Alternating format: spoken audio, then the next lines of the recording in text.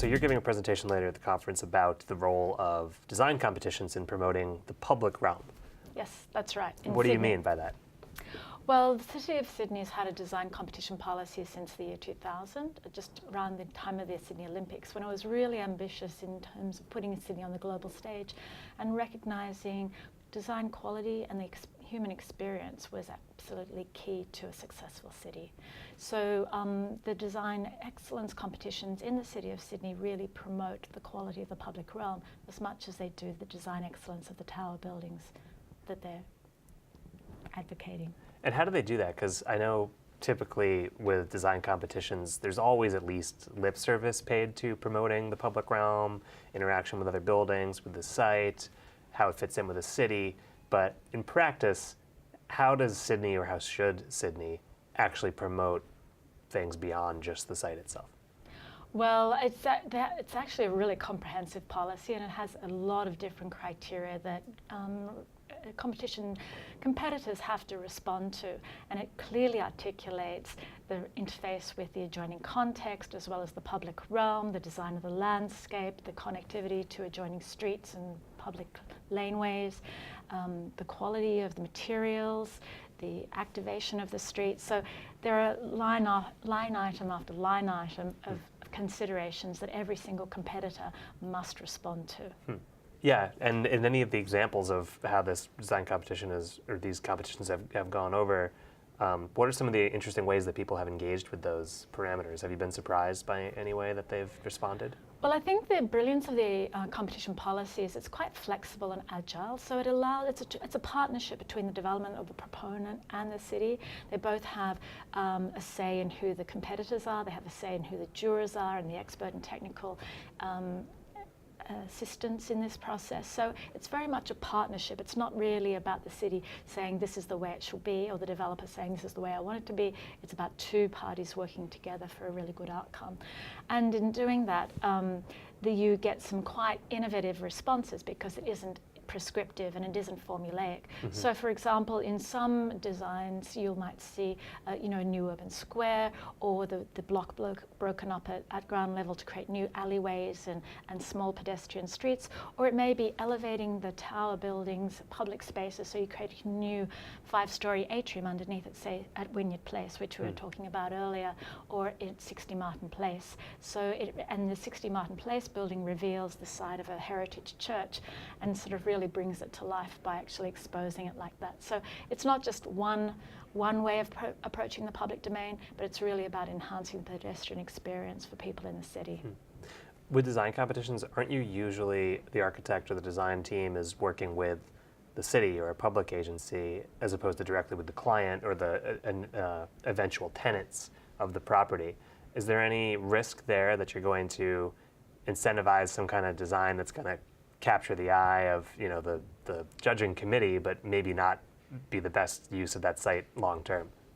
Well, I think again it's an excellent process because it's 2 stages. So the first stage is really about defining the envelope, the key parameters in terms of the floor space allowed, the height of the building, the car parking, all the economic drivers which provide certainty in terms of investment for the proponent, but also in terms of shadowing and bulk and scale, which the public wants to know about. So that's pretty much locked in the first stage. And then the second stage of the process is really about the design, the kind of the fine textural response, which actually give it the qualities that we really want to see. And again, so the public transparency of this process ensures that both parties, the public interest and the private interest, are kind of developed together. So I think that in fact, and also as I mentioned earlier, the fact that the jurors are representatives from the city side as well as from the developer's side, the technical experts are bipartisan as well, you ensure that you get an open and equitable process. And I haven't seen it not result in a good result. So it does seem to be a balanced, well-considered way through. You mentioned 60 Martin Place and Wynyard. What are some other projects that are good examples of how this process works well? Well, some of the examples that I'll be talking about today are the EY Centre down on George Street, which is part of the Alfred Pitt Valley George Street block, which is a really complex block near Circular Quay, which is the gateway to Sydney. I, in fact, worked on the development of this site because the city came to us and said, we can't apply our standard development controls because all the different allotments are different shapes, triangular and trapeziums and all sorts of different shapes. And so when you put the formula buildings on, they didn't come out in a way which was going to be good for everybody. And so we did a number of different options where we actually transferred floor space from one lot to another and opened up the center of the block to enable new public spaces to be created. And so there's a number of design competitions on that quite complex block, which are being talked about at this conference today and tomorrow, which have enabled really wonderful buildings to be developed. And the EY Centre, which I just mentioned, is a beautiful tower in terms of its timber-lined glazed tower with beautiful public spaces elevated above the building's elevated above the street, but it steps down to a new little urban square. A lot of the heritage of the site is revealed through artifacts along that stair. So it has a sense of place at ground level, as well as being a very beautiful and prescient contemporary office building. And you think the EY Centre developed some of those aspects as a result of it being conceived through this design competition? Oh, absolutely. Absolutely. Yeah. I think all the examples would not have given such consideration to the public realm if it wasn't mandated through the competition and if it wasn't going to give them a winning edge. And really, I think when I've been involved as a juror on these design competitions, yes, the beauty contest of the buildings. Obviously the building has to have fulfill the commercial clients imperative, but of course all the architects are very much focused on that, and that's what their bread and butter is. But what is going to actually get them the winning scheme? It's got to be something which is over and above that. So it can't just be a beauty contest. It's got to be something which is going to be in the interests of the city at large, as well as being competitive for the proponent as well. Are there specific ways that Sydney runs these design competitions that could be emulated in other cities that want to get away from making it just all about a beauty contest, as you say? Yeah, I do think it is an exemplar of a process. I think, as I said, being a joint process between the proponent and the city where people have shared responsibilities and, for the outcomes. So the brief is determined up front. The competition entrants are determined jointly. The jurors are determined jointly. There's a two-stage process and it gives certainty in the first stage, so the developer knows what their commercial return is going to be, and then it's really about the next stage in terms of the detailed design. But also there's an incentive for the developer in terms of a 10% uplift if they can demonstrate design excellence. And design excellence in Sydney is defined as all those public benefits as well, not just the aesthetics of the building. So all these things together, I think, actually incentivize it for the developer, because in fact they get a significant value uplift, but they also incentivize the city because they get high quality buildings and high quality public realm, which they would actually have to provide otherwise themselves. So I think it's a win-win and a great model for other places. So 10% uplift, meaning the developer can go 10% higher or 10% more occupancy? Either in floor space or in height. So they can choose. And they can use heritage floor space, which can be transferred from other sites, and they can get a discount on that as well. So it's a very attractive proposition. If you look at the numbers, I think commercially it makes a lot of sense to a developer. It doesn't make sense not to do it on major developments. And it's only on major developments over 1,500 square meters or over 55 meters in height. But in a city like Sydney, that's pretty much every major development, whether it's private or public. Are there other things that process could be used to promote in the public realm? You mentioned connectivity and some designs that are more sensitive to the site and the ground level and the street level. What about things like housing affordability or other larger aspects of the public realm? Yeah, look, that's a fantastic point, and I totally think it's underutilized. I think it should be used for that. Sydney is a very expensive city, like many global cities, and housing affordability would be a perfect vehicle to explore through this in terms of affordable housing units. But it also does provide things like community centres or museums or performing spaces or galleries, so that there are other community assets which can be put into the mix in terms of public benefit. But I do not think affordable housing at this point is really being explored to the extent that it should be. And that's probably the next iteration, I would suggest. Yeah, because it seems like there's so much interest in these design competitions. Clearly developers and architects respond to them positively, and that you give them an incentive to pursue these kinds of public benefits, and they do. But maybe they're not being asked for enough. Exactly, that's what I think. I mean, I think there needs to be some really hard research to see what the value uplift is. You know, I mean, I think they get 10%, but in terms of the value uplift, is it 20%, 30%?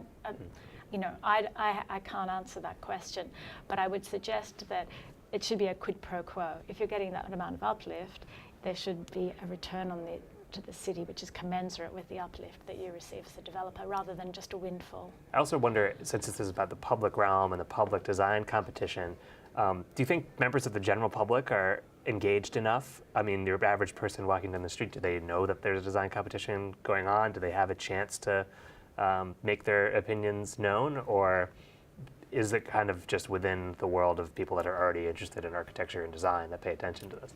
I think it probably is more closed, or not fundamentally because people aren't invited in, but it's because I mean, and so it is open. So as I said, the two-stage process enables engagement, you know, through a council process and council meetings at the beginning and at the second stage, as opposed to at the end, an exhibited design. So therefore, I think it's very iterative in that sense, but I'm not sure how much the general public are genuinely involved. Do you think they should be or could be involved more? They could be.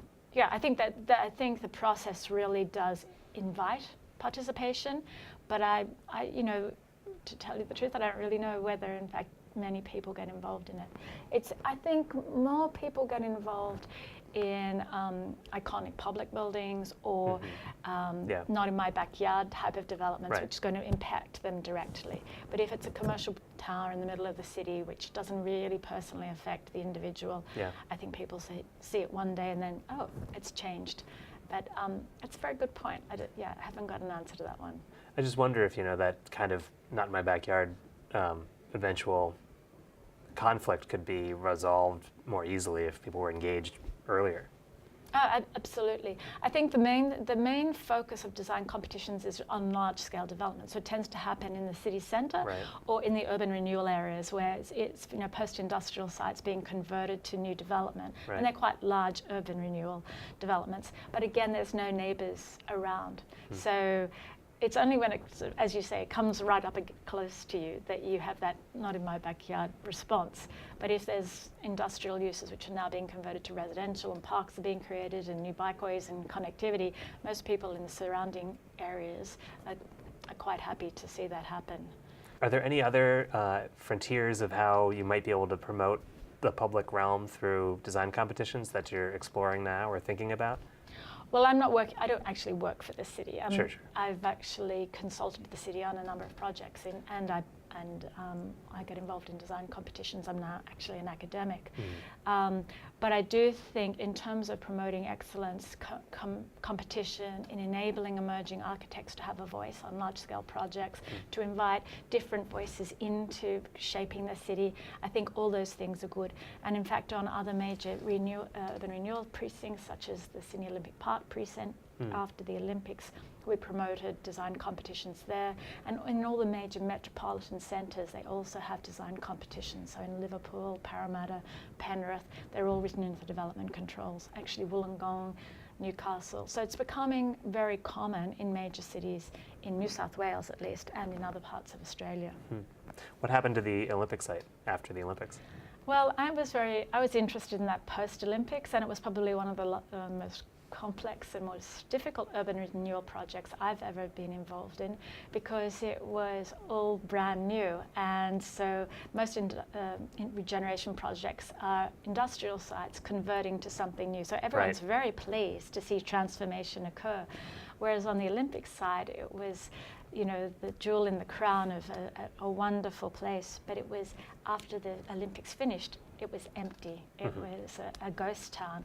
So how do you convert something which has had so much investment put into it into something which is vibrant? And so we developed a new vision for Sydney Olympic Park, which was a 24/7 mixed-use community.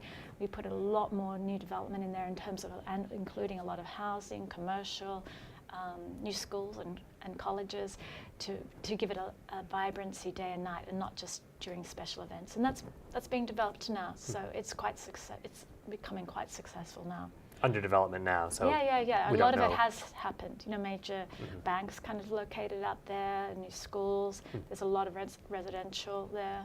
And of course, it's got this extraordinary infrastructure in terms of the parklands and the station and the sporting facilities and the swimming pools and all those things which were put there for the Olympics, which are now for the benefit of the community that lives there. So what made that successful, and could that be copied by the many cities that have had a similar challenge with what to do with their previous Olympic infrastructure? Because that happens to a lot of cities that host the Olympics. They don't know what to do with it afterwards. Well, you know what? I think, and again, I wasn't even in Australia when they were planning for the Olympics. I was overseas, but I came back, and then this was something which someone said, well, do you want to get involved? It seems to me you should plan the Olympics for the day after the Olympics finishes. And I think that's the mistake that's made again and again and again. And I don't know whether it's because of the brief, which is very constrained. But really, it's the opportunity to have this huge injection of infrastructure and investment in the city. And then one should strategically use that to say, how are we going to best use this for the long-term benefit for the city? And I suppose my approach, with the benefit of hindsight, would be you to invest right throughout the city, so that it was like a string of pearls in terms of the benefits, the catalytic impact that you could have in the whole metropolitan area, rather than just on one site. And I think Barcelona did that very well. But then in a different way, London had a very concentrated site, just like Sydney did, and has really regenerated a lot of southeast London around it, through that ripple effect. So there are different ways of doing it, but I do think, and London very clearly had its eye on the day after the Olympics and the long-term benefits to the regeneration of southeast London, which are really playing out now. So it's not about designing for the games, it's designing for the day after and the years to come, long term.